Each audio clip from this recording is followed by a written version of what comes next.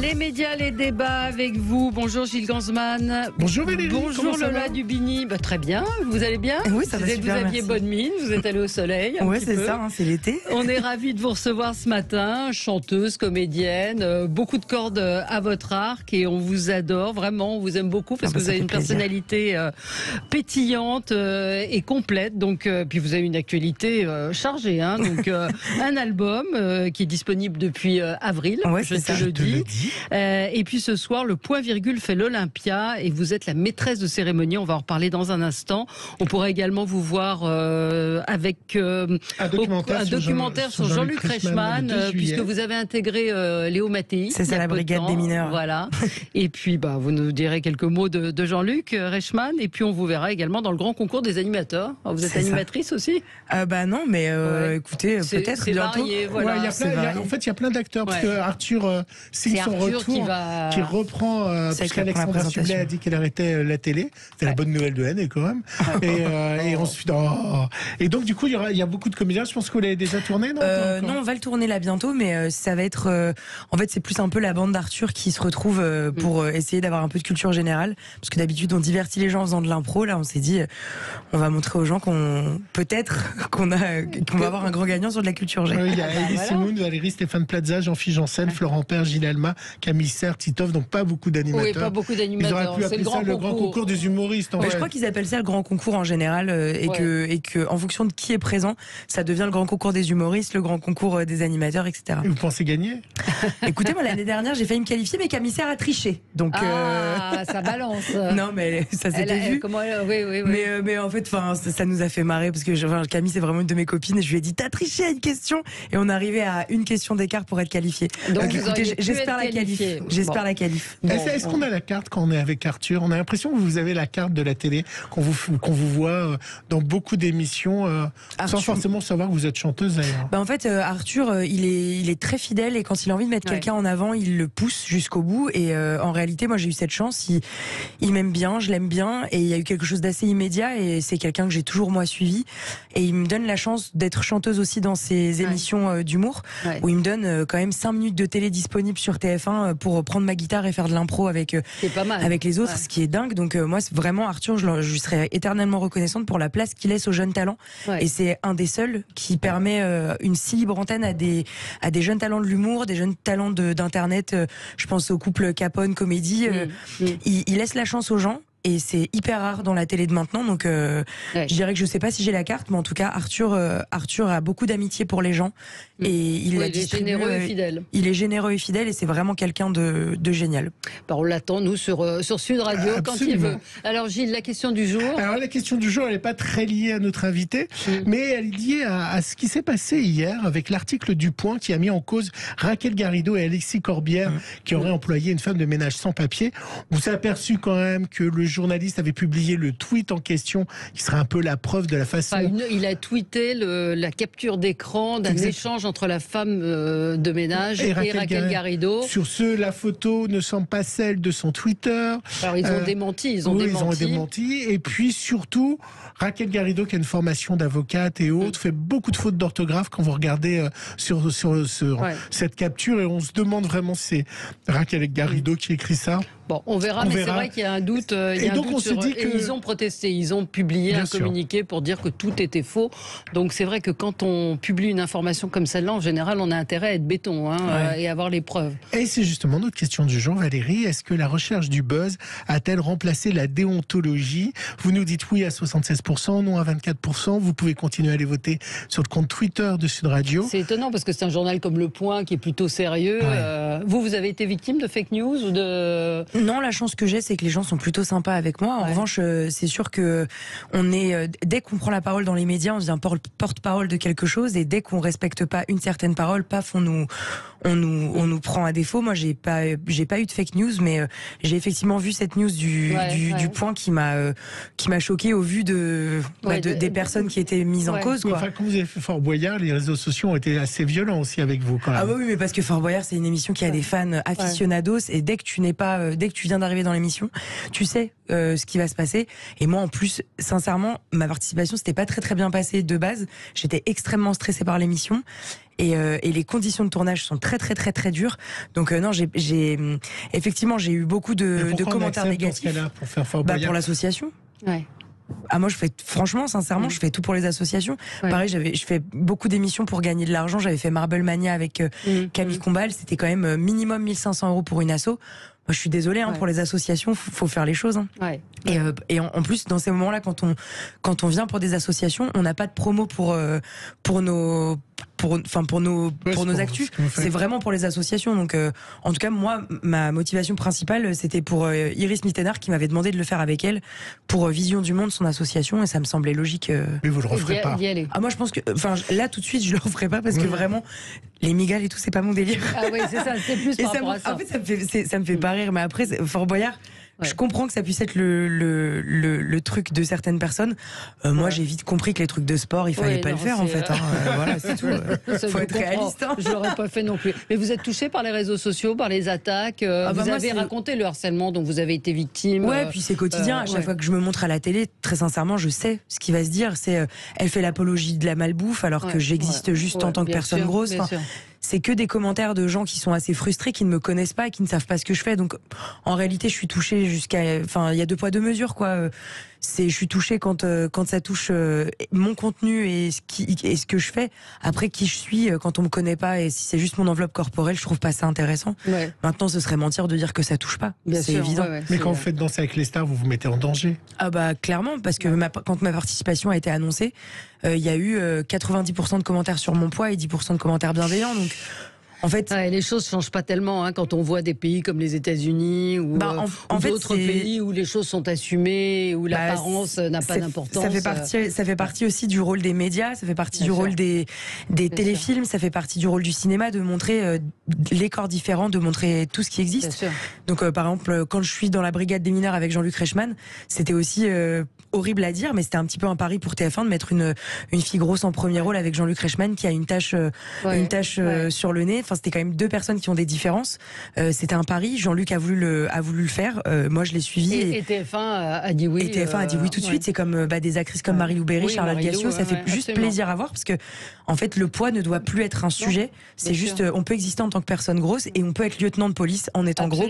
Et pas être le gros. Et pas être le gros de service et pas servir à ça. Voilà. Oui, mais parce que aussi les gens pensent que quand on est gros, et je sais de quoi je parle, on est souvent lié à la maladie. C'est-à-dire qu'on pense que les gens gros sont malades. Ils le font exprès et qu'ils le font exprès. Alors que la grosseur, c'est pas forcément lié. Moi, je vais pas me faire des McDo tous les dimanches. Je suis pas. C'est pas ça. Mais si j'ai envie, je le fais. Tous les samedis. Surtout les samedis, on va pas se mentir. Allez, Gilles, on passe au zapping. Vous la regardez la télé? Un peu, ouais, quand même. Un peu. Allez, le zapping. Sud Radio 10h midi Média, l'instant zapping. A Star is Born. Vous avez vu mon accent? Wow. Le marchand de médailles avec un S est encore passé pour le jeune Léon. Je ne sais pas si vous voyez en ce moment Léon Marchand, qui est incroyable, à peine 20 ans. Il est désormais absolument double champion du monde de natation, triplement médaillé. Le Toulousain marche sur l'or. 24 ans après son père, médaillé mondial, mais surtout champion du monde du 224 nages, immense champion. Feu d'artifice, la nouvelle star des Jeux est là. Voilà, je voulais passer ce petit extrait parce que c'est vrai qu'on a un vrai champion et on le voit pas trop dans les médias. Mais je reviens à la politique, Valérie. Oui. Et hier, l'allocution officielle du président Emmanuel Macron, alors pour donner son agenda, c'est toute l'information qu'on a eue hier, c'était son agenda qu'il partait pour Bruxelles. Pas grand-chose d'autre. Du coup, réaction vive de ses opposants. Alors, dans l'ordre, Jean-Luc Mélenchon, suivi d'Olivier Faure du PS et de Gilles Plattret pour les Républicains. Rien ne peut effacer cette réalité qui est celle du choix des Français. Le choix n'est pas la ratatouille, c'est un choix. L'évidence, c'est que nous ne pouvons pas approuver, ni même répondre à cette invitation qui est une invitation bidon. Je ne signe pas de chèque en blanc à qui que ce soit, et donc il est hors de question de se plier aux contentions de M. Macron. La façon dont il dit d'une façon très infantilisante, finalement, les enfants, je pars 2 jours, mais quand je reviens, il faut que les devoirs soient faits. Je pense que là, ça nous prépare effectivement des conflits très très durs entre le président d'un côté et l'Assemblée nationale de l'autre. C'est mal barré, cette affaire. On va en parler, évidemment. Ça vous intéresse, la politique, Lola Dubini ? Oh, j'aime bien, mais j'aime bien quand on raconte la vérité. Du coup, c'est un peu rare en politique, j'ai l'impression. Alors c'est bizarre parce que j'ai parlé de vous dans la rédaction et on m'a dit oh là, c'est la reine du woke. Du quoi? Du wokisme. Wokisme, c'est-à-dire la révision de. Je suis désolée là. Alors là, je vous connaissez un pas le wokisme, vous connaissez pas? Non, vous m'apprenez le un mot. wokisme, c'est le politiquement correct. Autrement dit, c'est-à-dire. On a dit ça de moi? Ouais. Bon, tant mieux, hein, je m'en fous. En même temps, je suis pas là pour faire de la politique, j'ai pas de connaissances. Non, mais c'est sur la société. Le côté féministe à tout va. Est-ce qu'être féministe, c'est être wokiste? Non. Ouais. Bah non, c'est être moi. Enfin, je veux dire, moi, je sais pas, je suis une femme, je fais respecter mes droits, ça me paraît logique. Et si je peux faire respecter le droit des autres, tant mieux. Je suis la reine de ce que je défends. Donc, ce que je défends, c'est la femme parce que j'en suis une. Ce que je défends, c'est la femme moderne parce que j'en suis une et que je viens d'une famille où on est beaucoup de femmes aussi. Donc, en fait, moi, le féminisme, je suis née avec et j'ai pas eu à l'apprendre. Maintenant, tant mieux. Je suis wokiste pour Sud Radio, ça me va. Non, écoutez, pour des gens. Mais c'est un peu péjoratif cette histoire. Ouais, un peu. Ok, bah alors tant mieux. Écoutez, si je suis péjoratif pour les gens de chez Sud Radio, il y a aucun souci. Non. C'est vos amis? C'était une question. Vos amis même pas. Mais si. C'est une question. Une nouvelle affaire justement. C'est sympa d'accueillir les invités en leur disant ça. Mais non, vous m'avez pas compris. On m'a posé la question, mais elle est très wokiste ou pas? Une nouvelle affaire, voilà. Oui, parce que pour moi, un wokiste, c'est quelqu'un qui fait du wok, qui cuisine. Non. Tous les samedis. Une nouvelle affaire d'agression sexuelle pour le gouvernement. Cette fois-ci, c'est la secrétaire d'État, Chrysoula Zakharopoulou, accusée par 4 anciennes patientes, dont l'une a témoigné hier, parce qu'elle était gynécologue. Une de ces patientes a témoigné hier dans Quotidien. Elle souhaite rester anonyme. Atteinte d'endométriose, elle a consulté plusieurs médecins et espérait beaucoup de sa consultation avec la grande spécialiste de sa maladie. Quand on rentre dans l'hôpital, la salle d'attente est pleine à craquer et toutes les jeunes filles avant moi sortent du rendez-vous en larmes. Elle commence un toucher vaginal sans un mot, sans rien me dire, par surprise. Donc ce qui me crispe complètement et me fait fondre en larmes directement, sans me demander mon consentement. Non, pas du tout. Et dans un deuxième temps, elle procède à un toucher rectal, sans consentement non plus, tout en ayant encore ses mains à l'intérieur de moi. Donc c'est un toucher bimanuel. Et là, pour le coup, j'éclate vraiment en sanglots parce que c'est brutal, c'est violent et c'est très douloureux. Voilà, j'imagine que vous allez revenir avec vos débatteurs sur cette affaire. Non, parce que c'est très compliqué, qu'on ne connaît pas tous les tenants et les aboutissants. Je sais pas. Enfin, c'est dur de se prononcer. Un gynécologue, c'est son boulot. Je ne me pas souvenir qu'on me demande mon avis. Enfin, sans que ce soit violent, quoi. Enfin, alors ça, pour le coup, sur les violences gynéco, ça dépend vraiment de. Ça dépend. Ça existe absolument. Il y a un médecin avec qui travaillait cette gynécologue qui a été mis en examen. Ouais, puis lui, il y a beaucoup de patientes et elle, quand même 4 patientes qui portent plainte, c'est quand même énorme. C'est quand même beaucoup. Et le bénéfice du doute est là. Et moi, je suis de toute façon du côté des victimes car je suis wokiste. Mais non, on peut pas remettre en cause la parole d'une victime, c'est très compliqué. Non, si elle le ressent comme ça. Exactement. Alors, il n'y a pas que des gens qui vous trouvent wokiste. Ma fille me dit, elle est trop drôle, je la suis depuis longtemps. C'est trop cool. Je l'aime beaucoup. Voilà. Embrassez-la de ma part. Voilà. Si elle m'écoute, je l'embrasse. Voilà. Alors. Dans Quotidien, les équipes de Yann Barthès se sont moquées de la façon dont le Rassemblement national traite les députés de la NUP. Vous allez voir, c'était assez drôle. Enfin, les nouveaux députés NUP se sont arrivés à l'Assemblée nationale. C'était ce matin. On les voit ici, dans l'hémicycle, que nous voyons tous avec nos yeux. Maintenant, je vais mettre les lunettes filtre Front National. Et du coup, les députés LFI... La France insoumise, accompagnée de ses punks à chiens traditionnels... Contrairement à l'extrême gauche, on ne veut pas en faire une ZAD, l'Assemblée nationale, on veut en faire un squat. Ils n'ont pas cherché à transformer l'Assemblée nationale en ZAD. Et monsieur Mélenchon, lui, veut transformer la France en un gigantesque squat. Il peut transformer l'Assemblée nationale en ZAD. Je suis pas sûr que les députés de la NUP vont créer un squat au sein de l'Assemblée.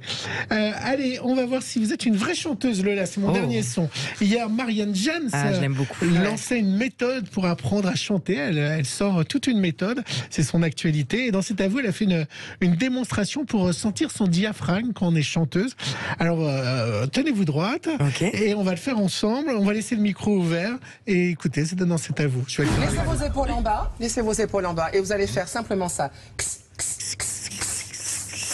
On fait les cigales. Ok, stop. Et maintenant, on fait le chat. Ok, et maintenant on enchaîne. 4 cigales, 4 chats, c'est parti. Le chat. Jack Seagal. Le chat. Et on accélère. Et allez, on n'a pas fini.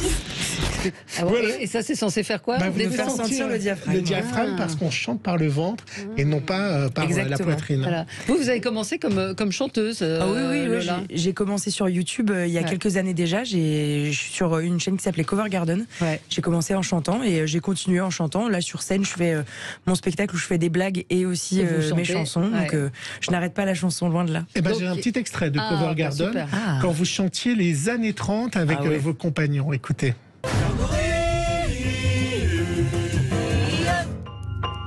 Au premier temps de la valse, toute seule, tu souris déjà. Au premier temps de la valse, je suis seule, mais je t'aperçois. Voilà, c'était à l'époque Lola Dubini. Oh, ça vous émeut? Ouais, parce que c'était super cette période. Vraiment, on faisait 4 tournages par jour. On était jeunes. C'était vraiment trop chouette. C'était vraiment une super période. Et refaire, non? Refaire, on aimerait bien. On aimerait bien. J'en avais parlé avec Elliot qui était avec moi sur la chaîne.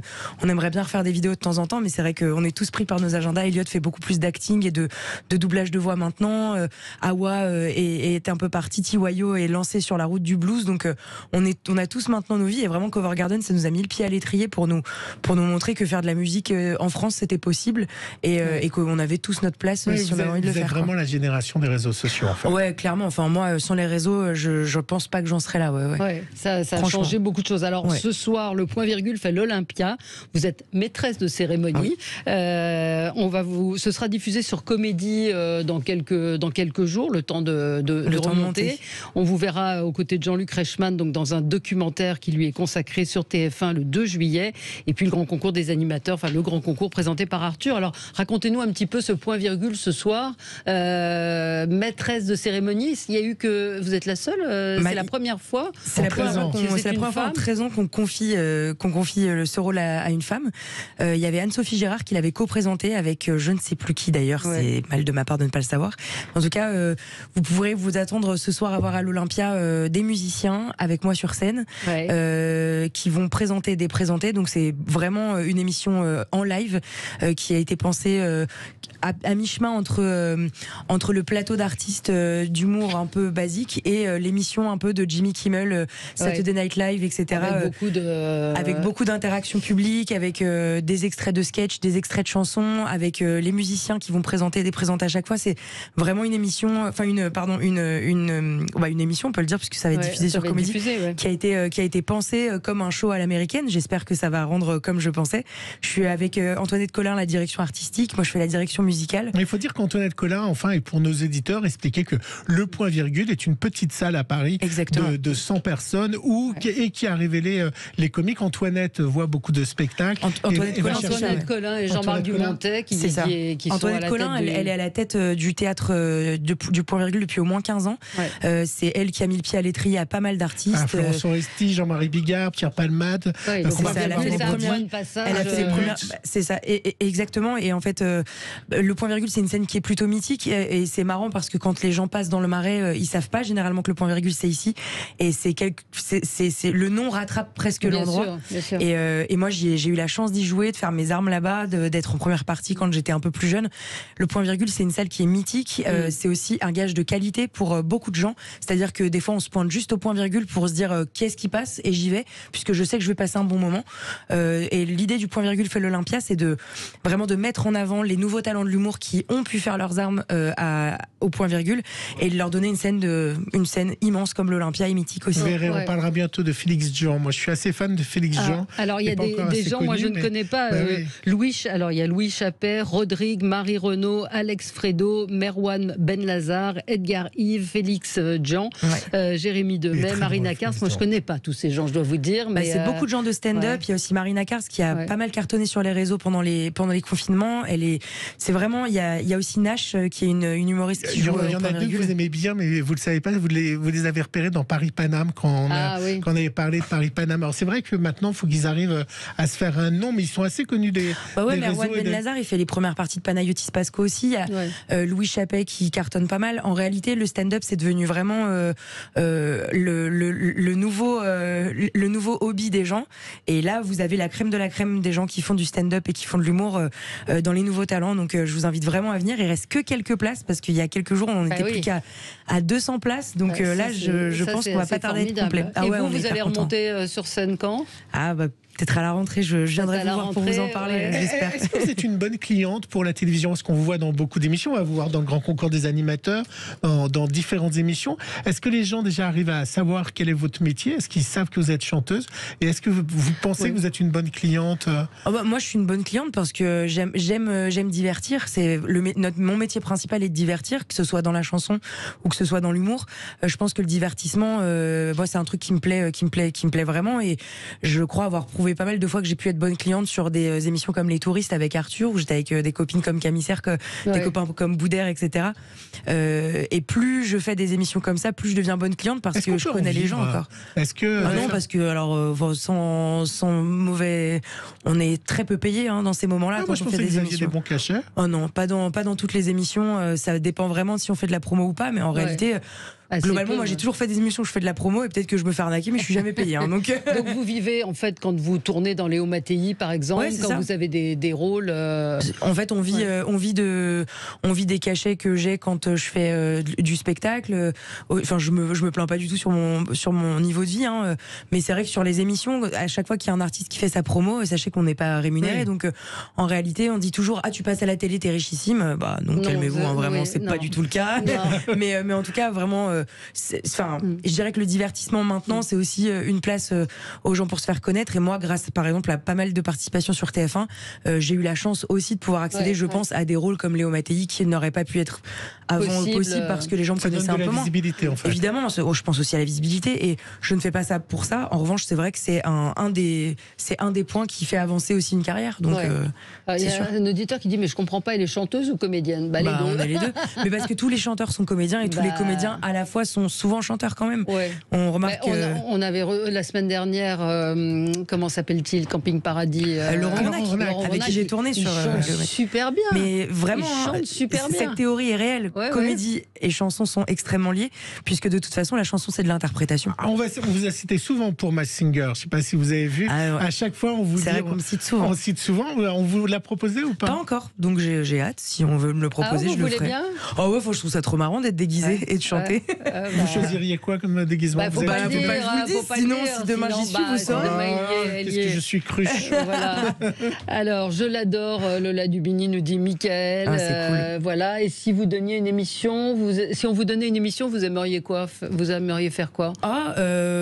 Alors franchement, c'est une bonne question. Moi, j'aimerais beaucoup faire Star à domicile, être surprise par une star. Ce serait un peu mon rêve. Ce serait laquelle ? Vous dites que vous êtes fan. Je sais pas. Oui, l'affaire dans ce sens-là, c'est-à-dire pas surprendre quelqu'un. Surprendre quelqu'un, c'est s'ils ont envie. Je vais forcer personne. Mais c'est sûr. Vous aimeriez avoir qui ? Moi, les idoles de mon enfance, c'était les L5, donc j'aimerais trop avoir une surprise des L5. On va donner des idées. Voilà, on va se transformer en bureau d'idées pour les différentes. Voilà, s'il vous plaît. On va faire votre agent. Voilà. Avec plaisir. Alors, Lola Dubini, donc ce soir, le point virgule, il reste quelques places. Si vous êtes à Paris, le point virgule fait l'Olympia. C'est vrai que le point virgule, c'est un endroit mythique et exceptionnel. Maîtresse de cérémonie avec beaucoup d'interactions. Samedi 2 juillet, on a parlé de Jean-Luc Reichmann au début de l'émission, un destin hors du commun. Vous parlez de Jean-Luc Reichmann. C'est un documentaire sur son histoire. 23h15. Et puis le grand concours où je pense que ça va bien rigoler aussi avec Arthur le vendredi 15 juillet. Je rappelle que vous avez près de 600 000 abonnés sur Insta. Vous êtes une Instagrammeuse, vous êtes une influenceuse d'une certaine manière. Écoutez, je ne sais pas, mais je ne vends pas de produits mensongers. Et puis votre album, Pourquoi je te le dis, et puis le clip Pourquoi on s'aime est dans le mille, évidemment, retrouvé sur YouTube. Merci Lola Dubini. Dans